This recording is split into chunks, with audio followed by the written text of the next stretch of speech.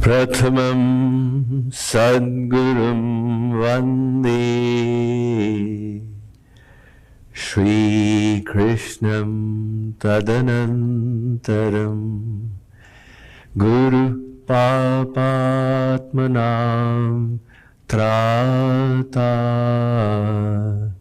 Shri Krishnastvamalātmanam Yogindraya namastasmai Shukaya Brahmarupine Sansara sarpadrashtam yo Vishnoratamamumuchat Munim Surya Prabhan Dharman Pathayanta Suvarchasam Nana Purana Kartaram Ved Vyasam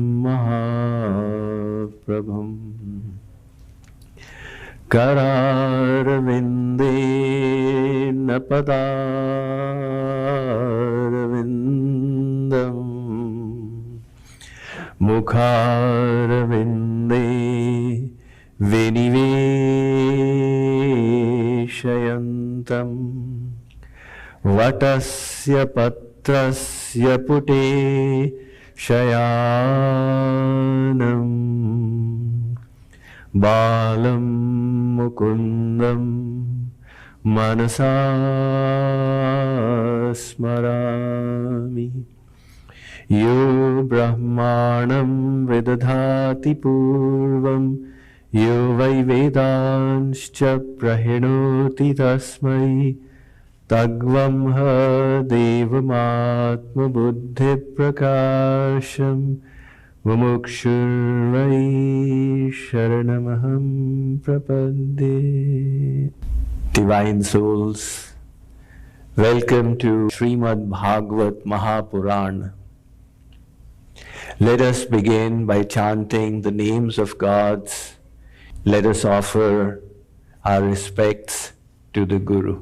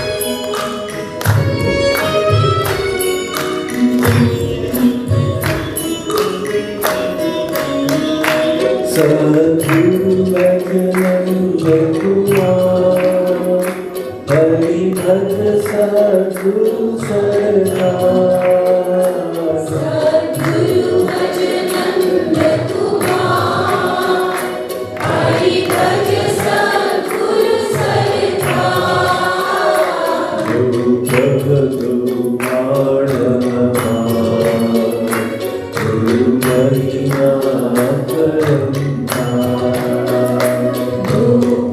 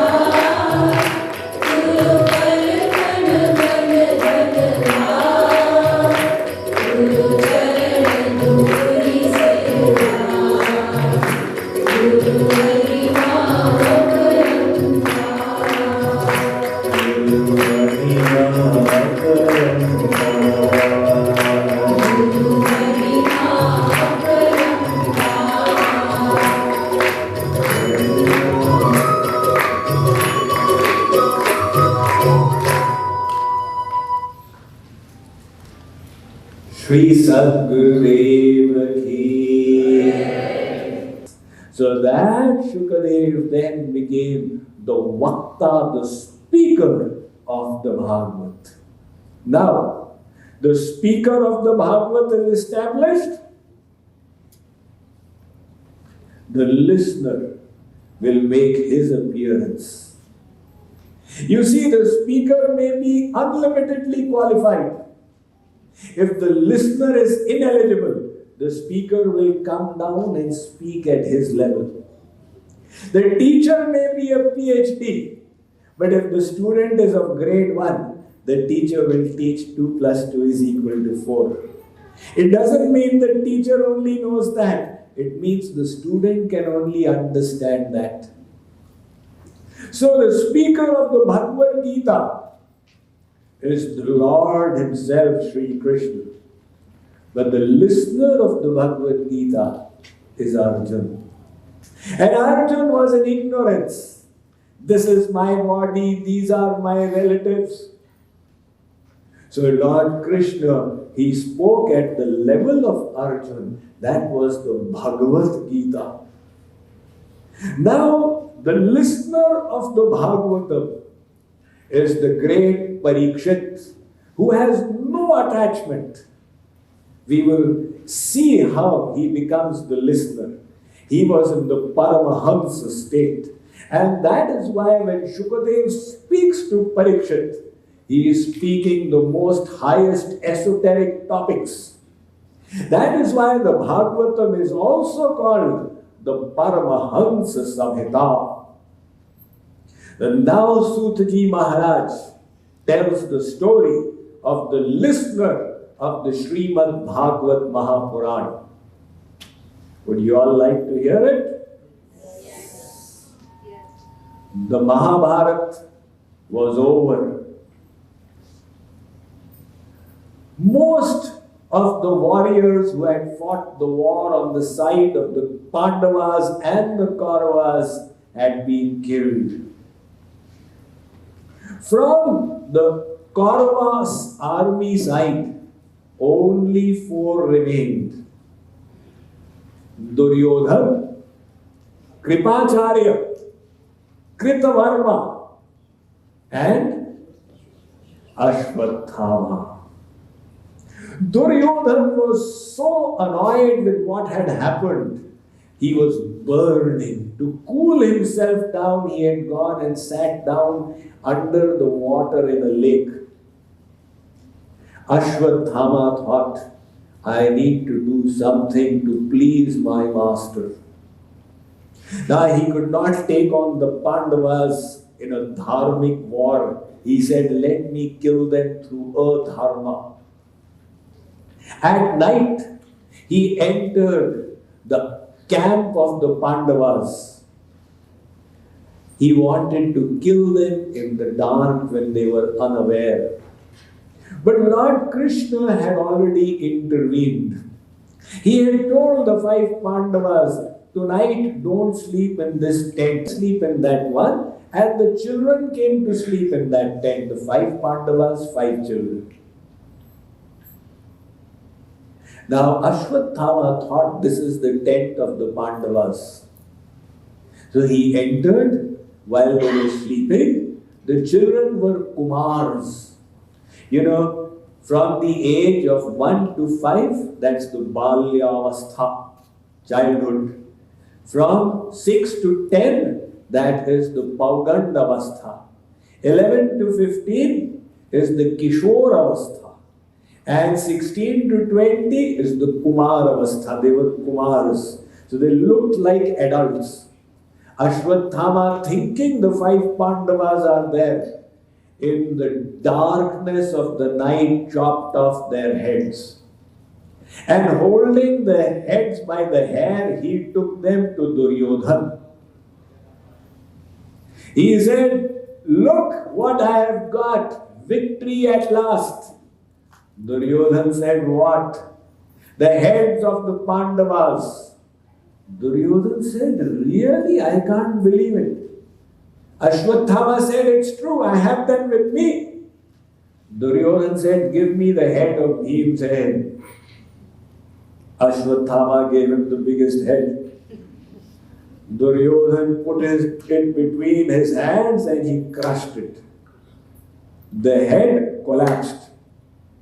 Duryodhana said, this cannot be the head of Bhim's head. He looked at it carefully. Are? These are my nephews, the children of the Pandavas. Chi, chi, chi. What is it that you did? If we could not live, it was no reason to finish this dynasty in this manner. The evil Duryodhan felt so frustrated at what had happened that in his frustration he left his body.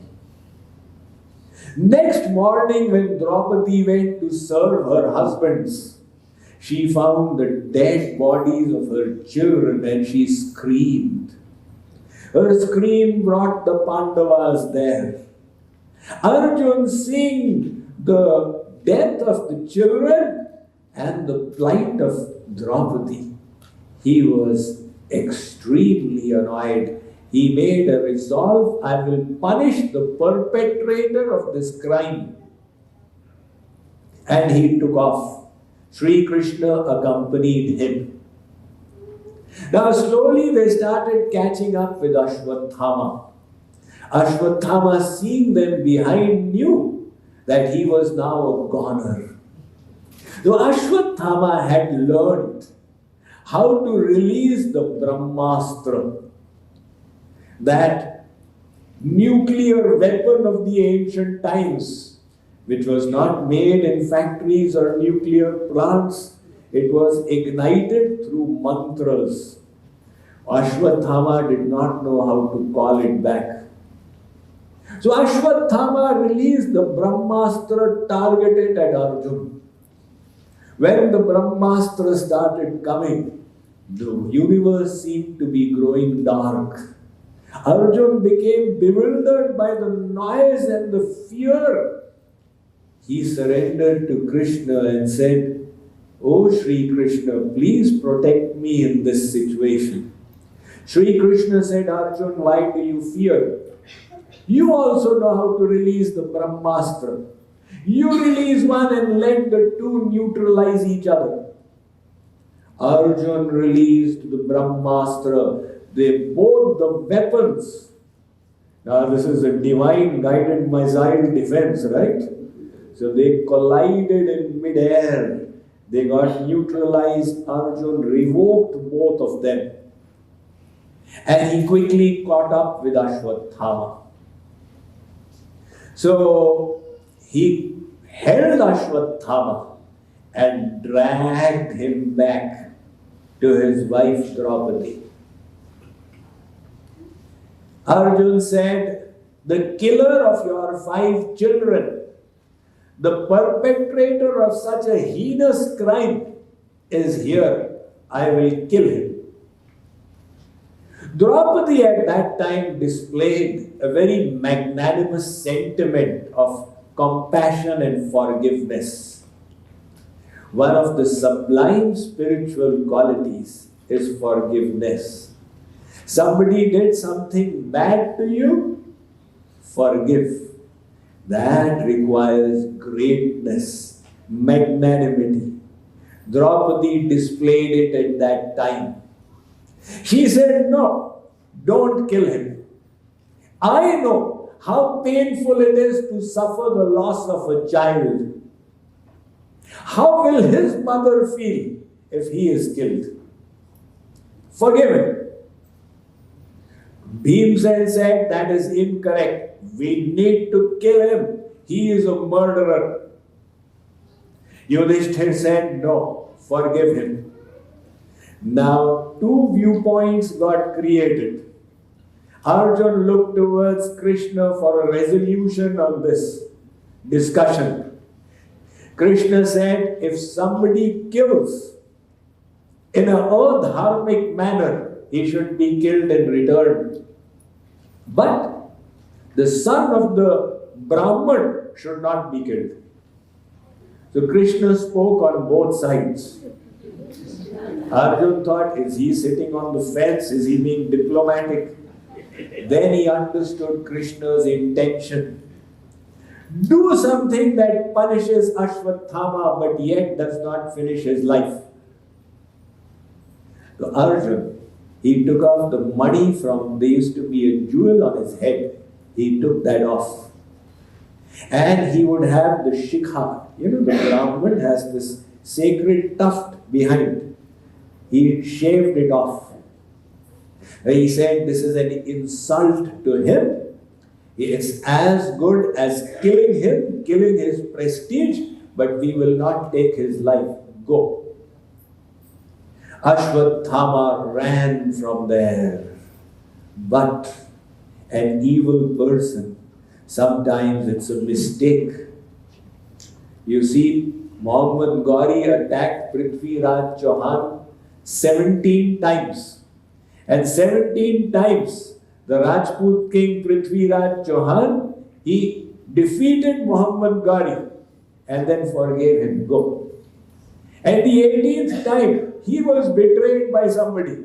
As a result, Muhammad Gauri defeated him. And what Muhammad Gauri did after that? He cut off his hands and his arms and gouged out his eyes and left him in the battlefield. So Ashwathama, having been forgiven, he released the Brahmastra again. And this time he targeted it towards the grandchild of Arjun, who was in the womb of Uttara. So Arjun's son Abhimanyu had been killed in the battle, but Uttara had a child in the womb. He targeted it there. So now Uttara surrendered to Krishna. Krishna Krishna Mahabaho Deva Deva Jagatpate. Oh Shri Krishna, please save me from this bewilderment that is coming my way. Krishna at that time took on a small form, went into Uttara's womb and neutralized the Brahmastra and gave his darshan to the child who was in the womb. That child later on was born as Pariksit. So now, when this happened, Ashwathama was neutralized. Krishna continued to stay in Hastinapur for a little while. And subsequently, he said, 20 days after the Mahabharata, he wanted to take leave from Yudhisthira and go back to Dwarka. The people of Dwarka must be waiting for me. When Krishna was about to depart, Kunti came in between. And Kunti said, "Oh Shri Krishna, you are the support of our life. If you go away, how will we live?" She offered her prayers to Krishna. Krishna said, "Varam Ruhi, O Kunti, I am very pleased with your devotion. What is it you would like to ask? Please ask." God is saying, please ask. God is giving a blank check. Write what you want. As many zeros, there is no limit. God is saying. Kunti said, "Vipada santu nashashva tatra tatra jagat guru." O Jagat Guru Shri Krishna, please give me calamities, hardships and oppressive circumstances. Sri Krishna said, "Kunti, what are you asking? All your life you have got calamities. You could not stay with your father in childhood. You got married to Pandu and you did not get the happiness of a wife from him. And then he passed away, you became a widow. And after that you were oppressed by the evil Duryodhana. You were subjected to the burning of the house of wax and subsequently the humiliation of your daughter-in-law Draupadi. And then you had to go into the forest for 12 years. And now after it's all over, and you are the mother of the king of Hastinapur, Yudhisthira, you are the Maharani. And I'm asking you, ask for a boon. And you say, give me calamities. Kunti said, Maharaj, Janmaishvarya Shrita Shri Dhire Dhamana Puman Naivar Hatya Vidhatum Vai Tvama Kinchana Gocharam. It is the opulences of the world, the pleasures, the luxuries that distract our mind away from God.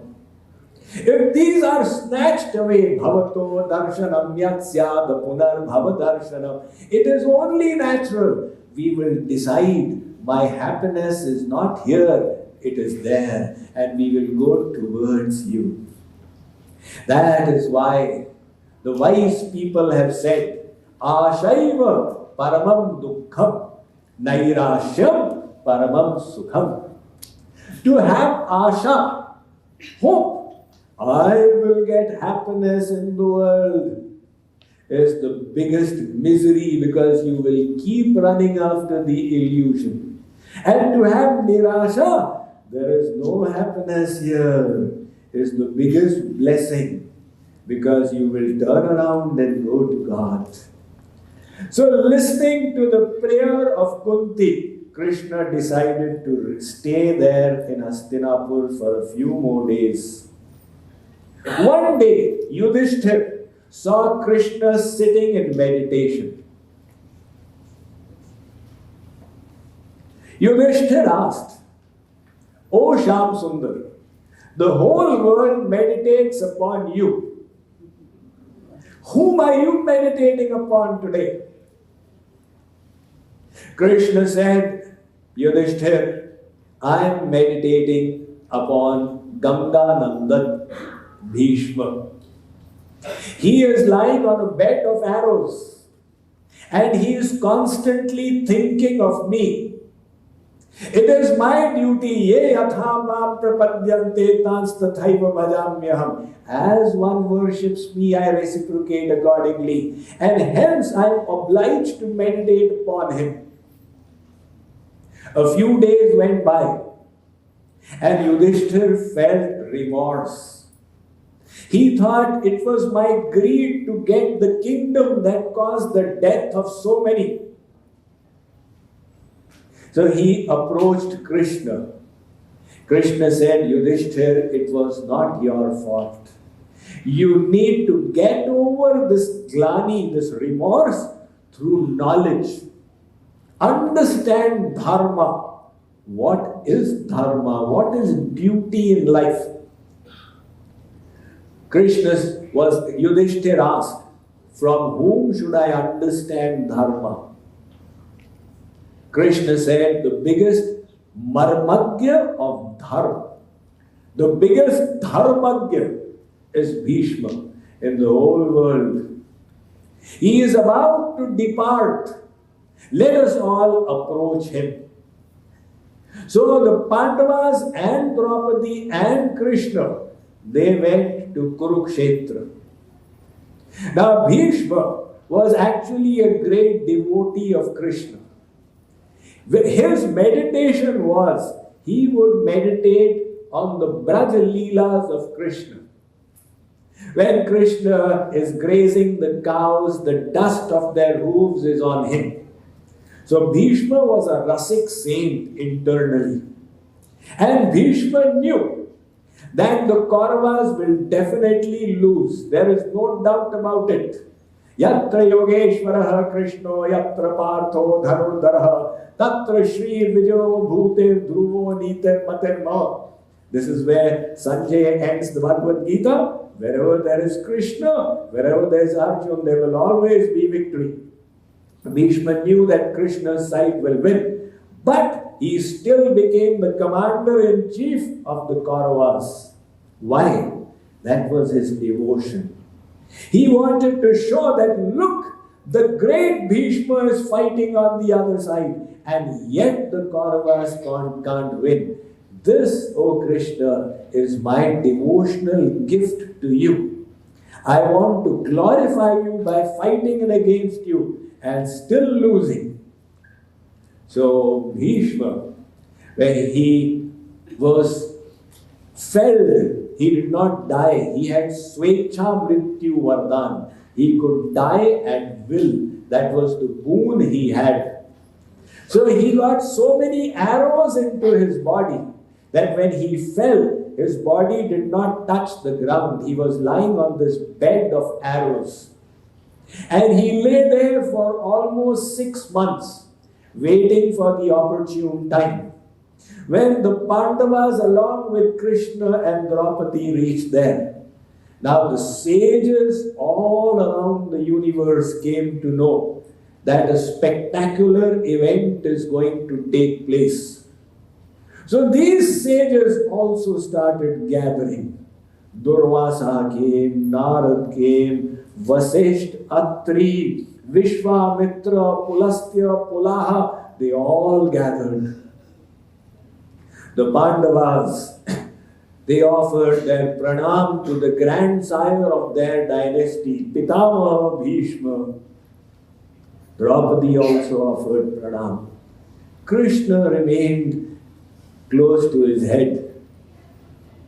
So Bhishma, he said, "Where is Keshav?"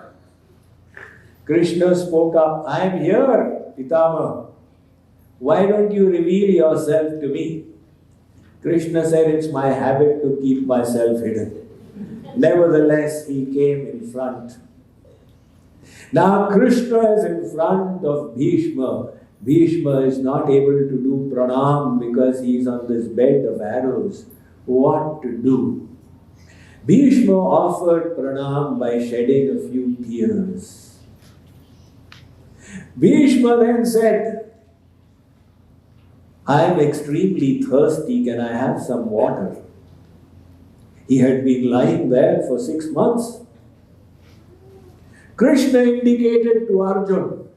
Arjun understood. He shot an arrow into the earth. And the Ganga water from below, it spouted out and fell into Bhishma's mouth. His thirst was quenched. Bhishma said, "My head is also aching." There were no arrows on the head, so it was just like this. "Can I have a pillow?" Krishna indicated to Arjun, "Give him a pillow worthy of the Kshatriya warriors." Arjun shot 3 arrows under the head of Bhishma. He now got some support. At that time, Yudhisthira questioned him about dharma. What is the secret of dharma?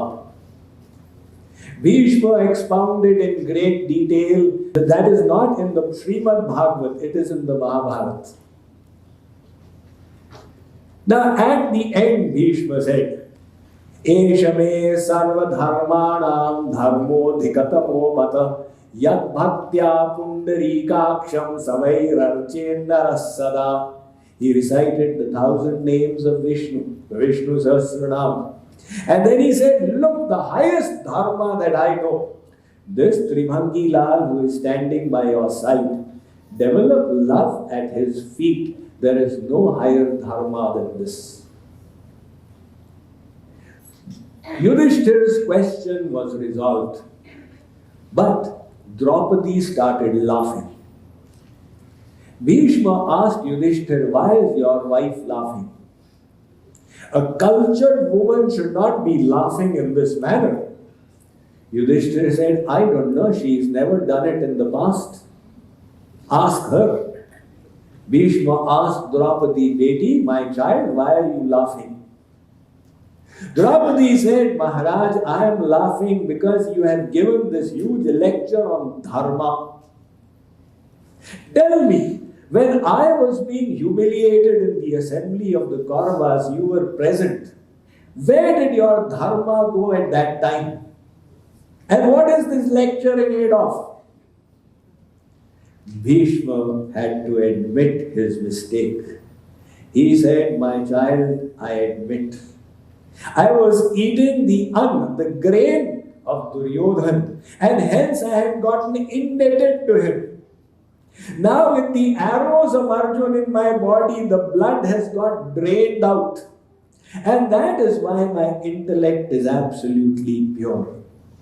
The Bhishma said then to Krishna, "I am about to depart. Before departing, I have an unmarried daughter. I wish to hand her over to you." Krishna said, "Bhishma, you are Akhad Brahmachari, celibate since birth. How can you have an unmarried daughter?" Bhishma said, "Maharaj, my buddhi, my intellect It has never done varan. It has never accepted anybody. This Kumari Kanya, before I die, because death will be a painful experience. At that time, the buddhi may not remain nishchayatmak. Hence, before departing, I wish to offer it to you. Krishna consented. Bhishma, he offered his intellect at the feet of Krishna, and with Krishna in front of him, the great Bhishma, he departed from this world. As he left, the celestial sages, the celestial gods, they all came and offered their respects. Krishna subsequently departed to Dwarka. Out here, Uttara gave birth to a child. That child, when he was born, he started looking around. People asked, what is he looking? Narad said, he is trying to see the person he had seen in the womb. Krishna had given him darshan. So he got the name Pariksit. So Pariksit, the listener of the Bhagavat, has now appeared in the Katha. But how he became a listener, we have not heard that part of the story. So that we will postpone to tomorrow. And how Pariksit came to sit in front of Shukadev, and then the story that Shukadev related. This is the prasang in the Katha for tomorrow. Boliye Srimad Bhagavatam Mahapuran ki Jai. Shri Krishna Chandra Bhagwan ki Jai. Siyamar Ramachandra ki Jai. Shri Satguru Deva ki Jai.